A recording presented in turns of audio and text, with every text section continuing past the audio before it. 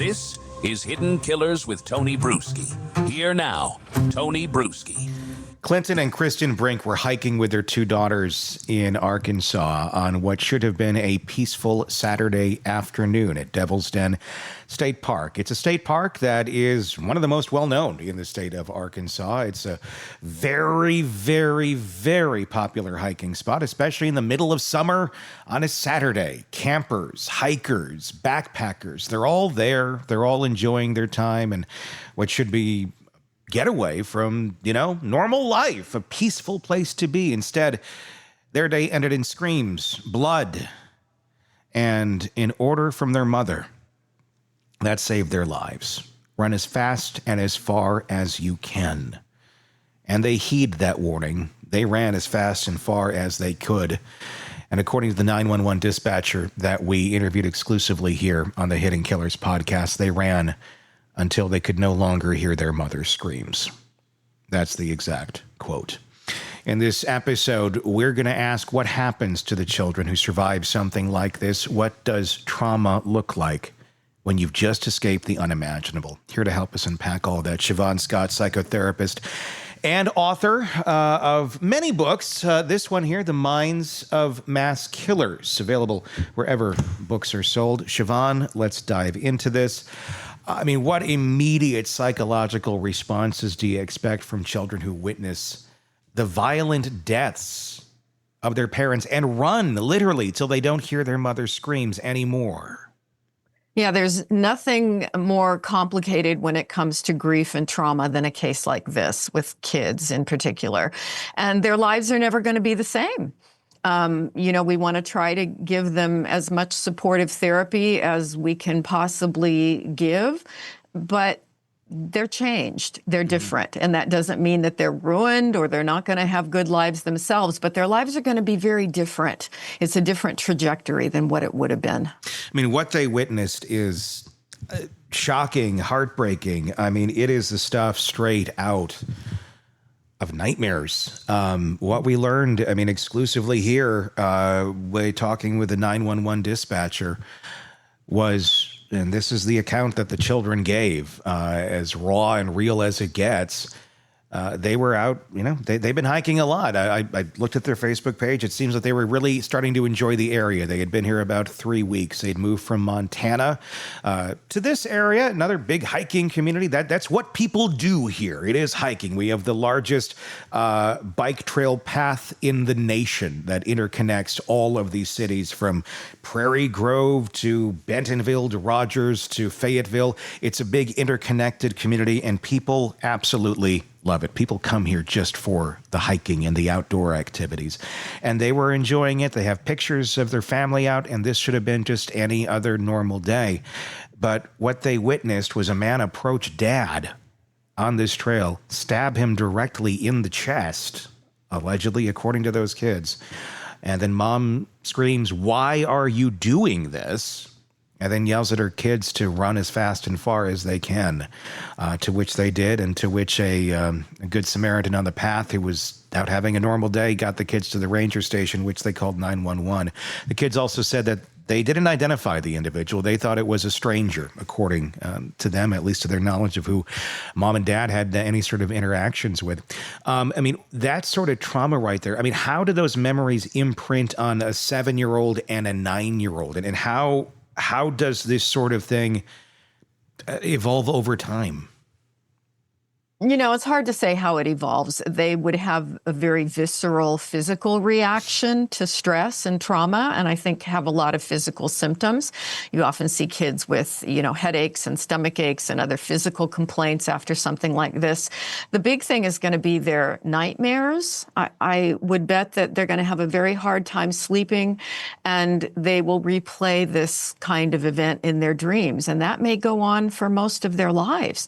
There are things that therapists try to do to help them process, things like play therapy, art therapy, EMDR, But really, we can't erase this. We just can't.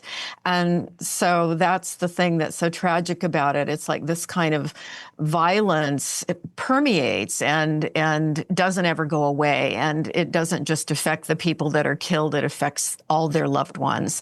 And so they have a state of this biological hypervigilance where they just don't ever feel safe in the world for good reason. They'll always be waiting for a bad surprise. And that's unfortunately going to haunt them forever. I'm not trying to find any sort of silver lining here because I don't think there is one. But compared to an adult on the trail, let's say there had been another adult with him. There was other people, another couple that we had talked to saw the killer and witnessed him come up to them, look them up and down, and kept on moving. Had, in theory, let's say that they attacked a group of 4 adults, how would an adult, matured brain handle this trauma differently than that of the children? Is there, in a weird way, is there any positive to the fact that they were younger when this took place versus an adult having this take place in front of them? Or is it more traumatic because they were children? I think it's more traumatic when they're kids because they don't have the psychological resources to put it into context, to really understand how isolated this kind of event is. It's going to feel more bigger and global to them and really impact their sense of safety in the world. So they don't have a history of 25, 30, 45 years of moving through the world and feeling safe. This has become their reality now at a very young age. And they also may be more prone to, as they grow older, survivor's guilt. Why did we survive? Was there something we could have done? Whereas an adult may be able to put that in a more realistic context and understand that, no, it was not their fault. There was nothing they could have done. But kids would have a harder time with that. Without a doubt. I mean, just trying to process this, as an adult is difficult as we try to put the pieces together. Why would this take place? Why did this happen to begin with? Left with just so many questions about all of that. I mean, if you were speaking directly to the Guardians now, I believe they're with family from what we understand. Obviously, the first thing anyone is going to say, you get them into therapy. Of course, that would be a good thing.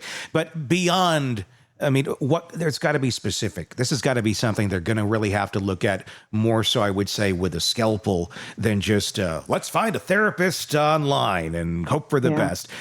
What would you be advising them? Because this is quite a trauma. What are the next steps for this family and the people who are going to try and help these children heal?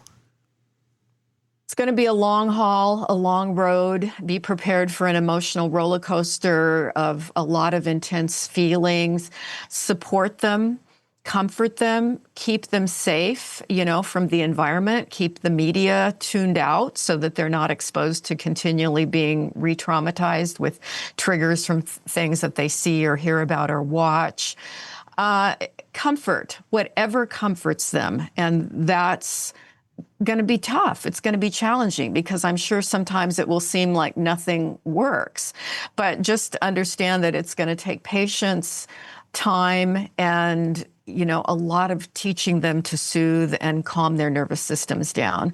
So keeping a regular routine with bedtime, a lot of soothing activities at bedtime, and, still as much as possible encouraging them to find pleasant moments. This is where I think animals, pets, can be really soothing for kids and help them rediscover joy.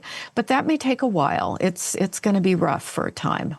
I know some of the family is watching this, so I know your words are going to mean a lot in terms of, helping them find some direction because this is, I can't imagine being in that place.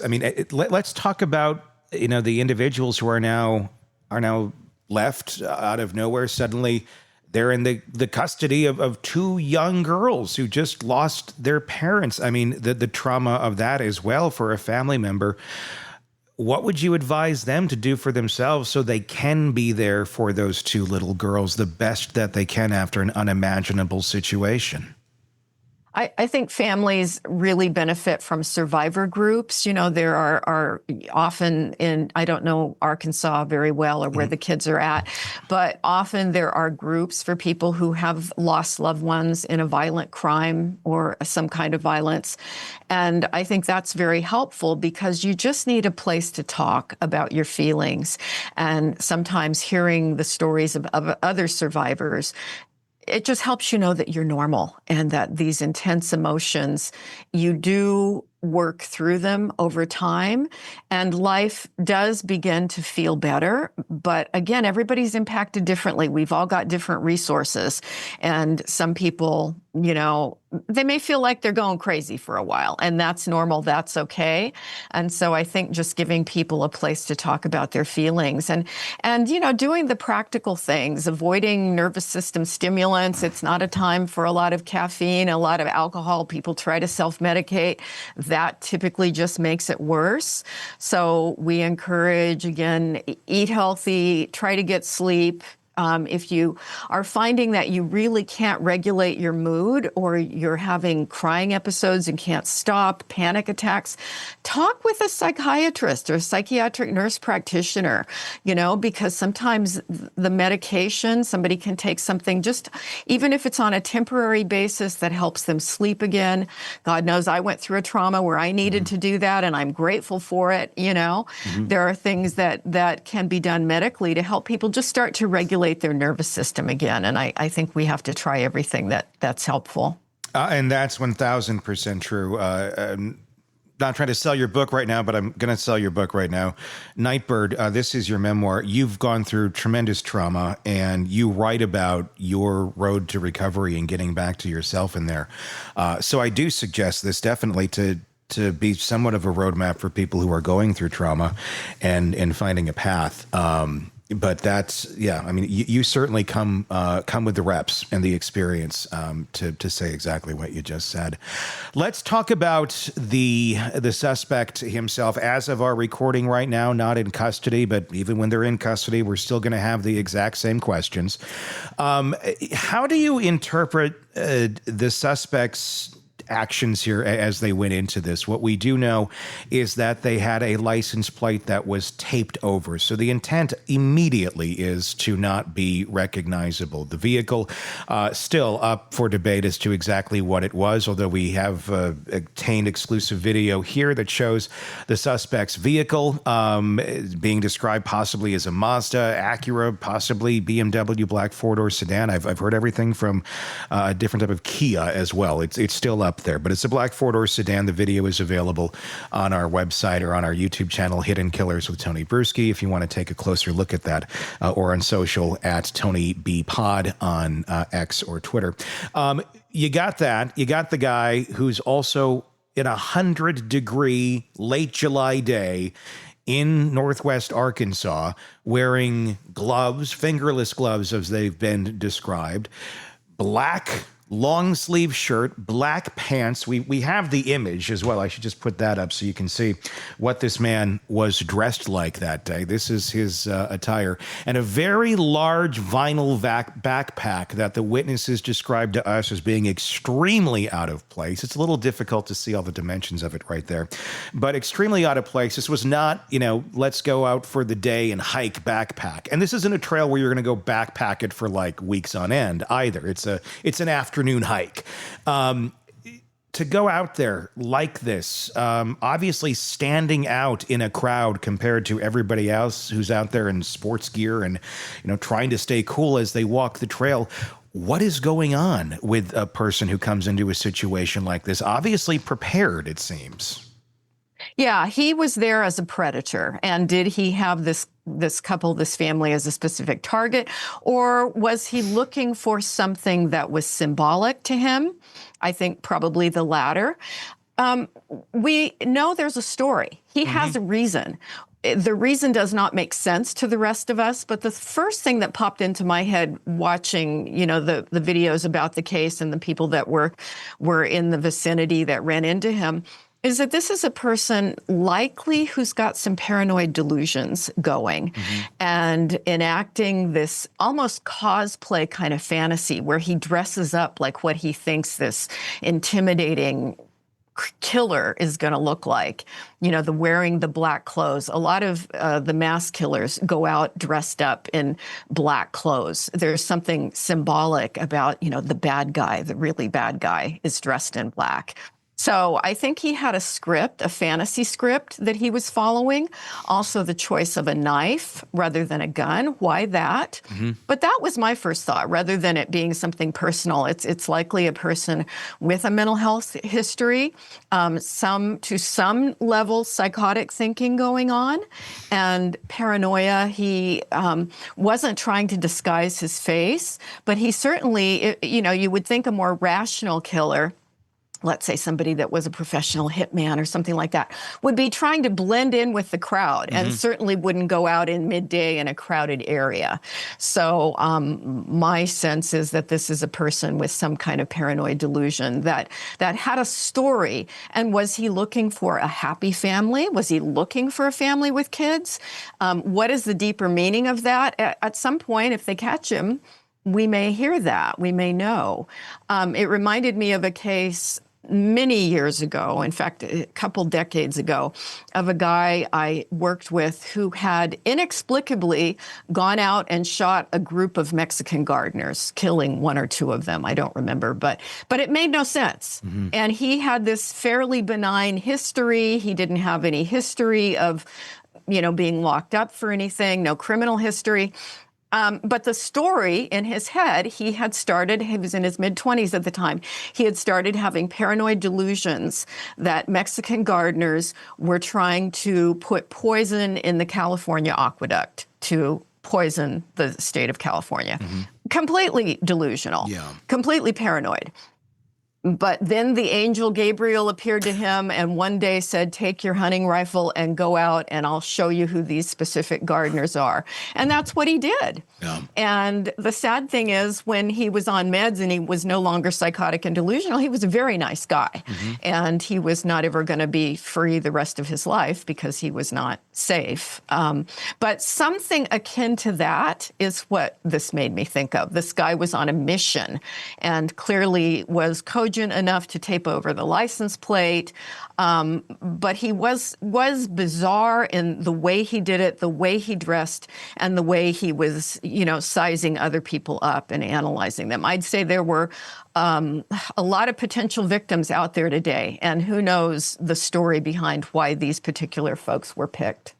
It's a very interesting analysis. I was wondering, somewhere along the same lines, you've said it extremely eloquently, far better than I ever could. The witnesses that we talked to described it as a death stare, very bad energy off of this guy, which, you know, I mean, one could argue, well, that's energy, that's people. But, I mean, they were picking up on those cues. This is a guy that was very, very out of place, and he did kind of size them up, it seemed. And the question is, you know, was he sizing them up as if, could these be my potential targets? Or is it, could these people outpower me? Is this one that if I went after them, it wouldn't work out so well for me? But then I was wondering about the symbolism of who he chose, because he chose a pack of 4 people, 2 of them children. I don't know if the thought was, I can overpower the kids too. They're not going to get away, but they clearly did, thank God. Or was that representative of something in his past? And that is kind of where my mind was going. Is this someone who had past family issues and is now, you know, lashing out essentially at the symbolism of what that represents, almost, I mean, in a different sort of way as like Brian Kohberger did, you know, the symbolism of Maddie Mogan, of those happy young college kids that were living their lives in an unattainable reality in the mind of Brian Kohberger for himself. So rather than trying to make fixes in their own life to fit in and to have that, it went to destroy. Is that something that may have been in the mindset of this individual? Certainly could have been. Certainly could have been. And the choice of the knife also connotates a lot of rage, a lot of anger. And a paranoid person with some kind of a fantasy script, some kind of a delusion that he's acting out, they're very scary people. And you do notice a look in their eyes that's incredibly intimidating. And looking at the way they do eye contact, that's always a sign to me. If you see a person on the street with that kind of eye contact, it's like you need to cross the street because it's a very bad sign and often indicative of psychosis. I have seen people, as horrid as it is, who actually took a knife, stabbed, and beheaded their mother. Several cases of that, in fact. And again, these were people that were incarcerated, probably forever. And this is the kind of rage that's completely hard for the rest of us to understand, and especially when it doesn't make sense. But when they believe their mother was possessed by the devil and they were killing Satan, and there was actually one case where the guy did that to both parents. And again, it's psychosis, which means the brain is very sick. And that's what makes this very, very troubling, because a lot of people, the easy write-off on this is, he's crazy, he's tweaking out on meth or whatever. But this was a planned attack. I mean, a lot of times you see like meth addicts or drug addicts or something that's going to out there and they're having their own delusions. They're not taping over the license plate. They're not coming in with the full tactical gear to carry out an attack. This is something premeditated. He was thinking about this for quite some time. That doesn't necessarily rule out that he's, a psychopath by any means. Plenty of psychopaths are able to do very tactical things. But it to me, does the fact that there does seem to be quite a bit of premeditation here, does that rule out the likelihood that this was just some drug addict that decided to tape over his license plate and kill somebody on the trail that day? Yeah, I would say so. This wouldn't be your typical meth-fueled, rampage or situation. This is somebody who had put time and thought, and just like we say with the Brian Koberger type people, had very likely been fantasizing about it for a while. And this is why when he's caught, his history, and if there were any similar violent events or threats or, anything in the past, that would really be relevant.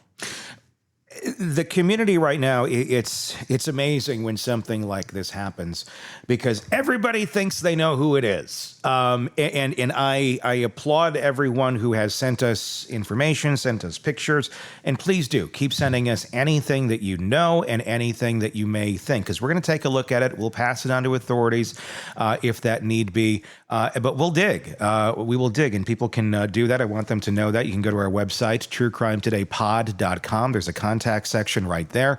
It's True Crime Today Pod, or you can reach out directly through Facebook or any other social media. I'm watching it quite tightly right now as people come to us and give us information. That's how we've done most of this, has been individuals reaching out, the witnesses, the dispatcher, the guy who has the camera of the vehicle that we have exclusively shown here at the Hidden Killers podcast. So please do keep doing that. But what would this guy look like? I mean, not in terms of physical appearance, but let's say, this is your neighbor. A lot of people are going, I think it's my neighbor. I think it's this guy. I think it's this person's ex. And I'm getting everything and anything right now. But what truly would someone like this possibly be like if they are your neighbor? Would there be any red flags to look out for if you're suspecting that, hey, maybe that guy could be the person? My guess is this is a person who's rather isolated. And if he's your neighbor, he probably doesn't wave and say good morning. This is a person who stays away from other people, probably not a happy family man, who shows up at the soccer matches. I mean, this is probably a person who stays to himself. And he may come off as kind of odd. He may come off kind of creepy, but he may not. He may just be very, very private. He walked through a very heavily populated trail full of families. The eyewitnesses that we talked to described it as a very busy day on the trail, despite it being 100 degrees. It doesn't stop people around here. They're used to it. They like to hike in the heat. And they described the trail as, like I said, heavily busy, and in a way where you look forward and you look behind you, and your odds of seeing someone ahead on the trail or behind you are pretty high. And that was basically most of the day. So to decide that you're going to do this on a trail where people are constantly flowing through it? In a sick way. I mean, he lucked out. Nobody just walked up on this murder taking place in real time. They found the bodies just a few moments later. But that says something to me about this guy. The fact that he was taking that risk of being walked up upon, or did he care? I mean, or is that part of the delusional thinking that may be going on with someone like this? My guess is, if he sees himself as God's special agent or something, he may have been fairly convinced he was going to get away, which he has so far. But it's hard to read, into that exactly what could have been happening. But again, a rational murderer. Are the rational murderers? Is that a word? That's a new one. The rational murderer. Well, we can say a person more grounded in reality, even if, let's say, he had a reason to target this family, which doesn't sound likely, but even if he did, he would not have done it in this way, in this place. The goal would have been to do something where he wasn't going to be seen and discovered immediately. So that, again, is what made me think psychotic. There's something really off here. And it also leads into the other question, because everyone's trying to dig and look and, okay, well, what's going on here? They moved here about 3 weeks ago to a small town of Prairie Grove. I actually used to live there. It's a little kind of bedroom community just outside of Fayetteville. I actually walked up and down the streets of it on Sunday, going to antique stores. Nice little town. It really is. And I talked to several of the shop owners, and I said, have you heard about this? Because that's where they lived, and it's very close to the park. No one even had any idea that day of what was going on, but that's because of the police messaging and not getting the information out fast enough. That's a whole other topic we're not going to get into right now. But the fact that this occurred in this kind of a setting, it makes you wonder what was going on. He had not started his job yet. The husband, the father, he was supposed to be working as a dairy delivery driver. I believe he transferred from a company in Montana to Northwest Arkansas. So there's not the work history here where maybe there's somebody mad or things of that nature. He wasn't even at the job yet. So the idea of an angry coworker or a targeted hit don't seem to make a lot of sense. And if it was a targeted hit, that would be one of the sloppiest hits we've ever seen. Yeah. But there are sloppy hits out there as well. But again, we don't know much about the family. They don't necessarily stand out to me as anything particularly where someone's going to order a hit on them. I don't know what the criteria honestly is for that, but I don't know. It just doesn't feel like that. Would you be ruling out things like that at this point psychologically when you're trying to zone in and hone in on who actually did this? Yeah, that would be the worst hitman ever. Yeah. Completely counterintuitive. It wouldn't make a bit of sense. So yeah, I just go back to a guy who had a reason. He was very clear in his mind on what that reason was, but the rest of us would look at and say that is not rational. Doesn't make any sense. Obviously, we don't know anything about the guy. But the way that this attack was carried out in this community that loves to hike and loves to go on these trails, and there's hundreds of them everywhere, with that going on, what do you think? Is this guy a threat still? Do you think he's looking to attack again? Is this something where, so far he got away with it. People are not going on trails at this moment in time in this area. At least a lot of people are not. Is this the beginning? Does this look to you like this could be the beginning of someone who's trying to be a mass killer? Or is this someone out living their horrible dark fantasy and now disappearing into the ether? It could be either. My guess would be that he's having a sense of euphoria after fulfilling the fantasy. And so is there a chance that he could repeat it? Sure. And we, don't have any information at this point to indicate either way, but it's certainly possible. It may be that this was the big thing and this would hold him over for a while. But would there be an urge to repeat? I would be concerned about that. What's the likelihood that he returns to the area? The trails are closed off specifically at Devil's Den right now. There are other parts of the park that are open. But obviously, we see this quite often with killers returning to the scene. We saw Koberger driving back by the house just hours after the murders took place. Is this likely someone who, like I said, as of right now, he has not been found? If he has been by now, well, then there's that.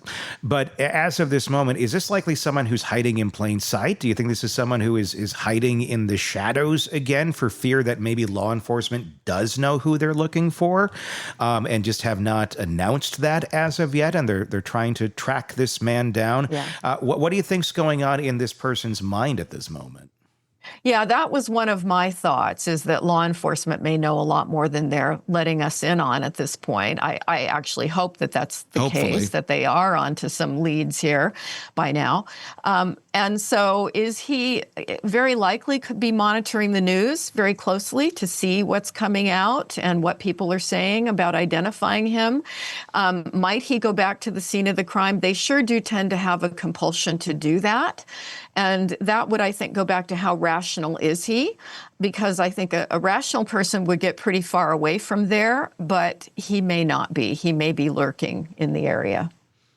There's a lot of witnesses who did see him.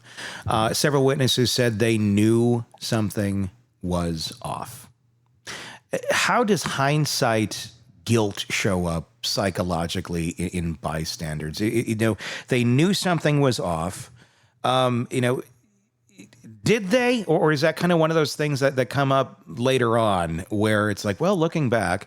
But the folks I talked to, they all four of them said the next day when they found out the news about the park, they had passed hundreds of people that day, but the one that stood out to them was this guy. I would trust that. And, sometimes people will reflect, and it's very distressing to be the one that got away. It's like, why did we get away? And so that, again, that's this, the grenade effect from violence, is that it impacts so many other people. People wonder, could I have done something to interrupt this? They go over it and over it in their minds. And basically everybody in the area will feel a certain amount of trepidation, I would think, when they're out hiking or out in nature, because, as I use the term a lot, bad surprise, and that's what trauma does. It's like this bad surprise, and people start to feel this anticipation of things like that. And we can't say that that's non-rational, it makes perfect sense. So I would expect that anxiety in the general public there is going up, which is why I think it's so helpful for people to find other people to talk about these feelings. And, then when he's caught, there's the collective sigh of relief. Everybody in the community can go, phew, But does it affect the way people move through the world forever? Yeah, it does. The cases that I've seen through work, it affects my sense of safety in the world. Places I'll go, places I don't go. And, you had mentioned something earlier that I think is very relevant, that predators often, when you get into the mind of a predator, how did you choose your victims? They'll say, I looked for the person that would be easy to hurt. Yeah. And we hear that over and over again. And so I think, again, being a woman in the world, and I'm a rather small woman, I have several friends that are 6 feet tall women, and I think they move through the world differently than I do, being a rather small woman. And I think these are all things that it's helpful for us to recognize and talk through. How do we feel safe? And that's a big question. We're not trying to play a game of, who had the most trauma here, because clearly those children win the award for that, the award nobody ever would want to get. But there is a thing as communal trauma, where a community feels it at the same time. And I would say that that's a big thing here right now, because this is a very family-oriented community. People come here because of the lifestyle, because it's very safe, because there are very good schools, because you can live in relative safety and not fear for your life. I'm certainly questioning some of my own rules of letting my child run around in the neighborhood.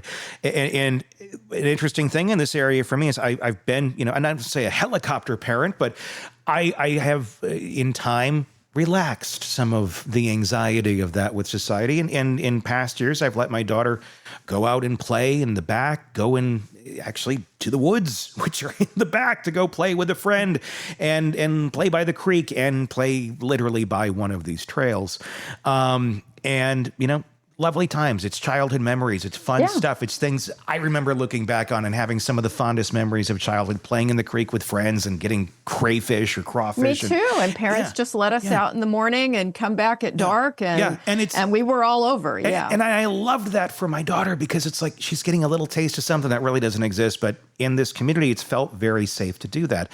This kind of shatters that sense of safety. Should it shatter that sense of safety because we're just not in that world? And no matter how safe we feel in a community, maybe we're just not, and we shouldn't be able to, we just can't do those things anymore. I mean, how does a community deal with something like this? What is an overreaction to something like this? I mean, where it evolves from avoidance to paranoia.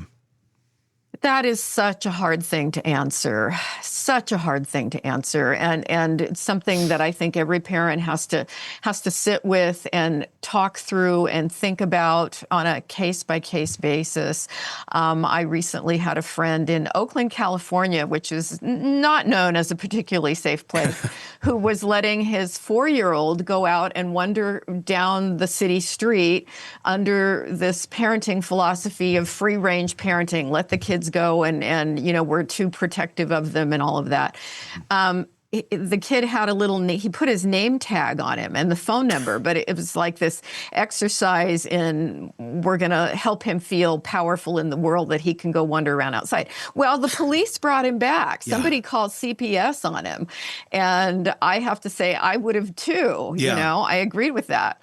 And his theory was, well, most kids are molested by family members. Okay, statistically, that's true. But it only takes one predator on the street with your cute little 4-year-old to have a disaster happen. And so people will have very different feelings about it. And yes, I think there are people who overdo it in both directions, and probably finding some kind of middle ground is the best zone, but every community is different. And it's a hard one. I think definitely not letting kids go places alone increases the odds that they're going to be safe. But as a little kid, you know, 5 years old, I was riding my little bike all over town and you know, but then in middle school did start having some bad incidents happen with older men. And so, it's a tough call for parents. I mean, it really is. I mean, it does shatter probably somewhat of a false sense of safety, even when they do find the guy, which I feel like they will. There's a lot of information out there on this person. Even when they do find this person, that sense is still shattered for a lot of people, for a community. Do you? I mean. Do you get that back? Can you get that back? Do you want to get that back? Should you get that back? Or is this kind of a reality check of it's a dangerous place out there. Even here where things have been relatively safe, there's people out there that are willing to do whatever. Yeah, there definitely are. And a lot of murders and bad things that happen to kids happen in rural areas. There are more mass shootings in rural areas than there are in urban areas, interestingly. So I lean on the side of caution, and I struggle with that same thing. I don't have grandkids. Sometimes I'm grateful I don't have grandkids because I would worry about them all the time if I did. And, you know, it's one of those difficult things with modern life is how do we move through the world feeling safe?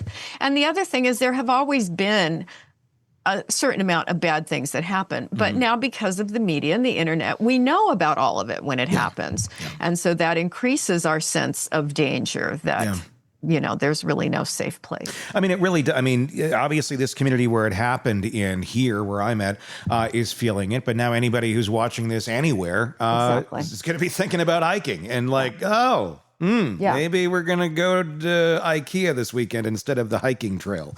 I was thinking about it. I was doing the same thing. We've got all kinds of hiking trails in Oregon, and you can be out far away and never run into another person. And it's like, I don't think I'd feel comfortable doing that right now. No, I mean, honest to God, it was running through my mind that day, but then I looked at the temperature and said, yeah, no, we're going to go not do that. We're going to go in the pool instead.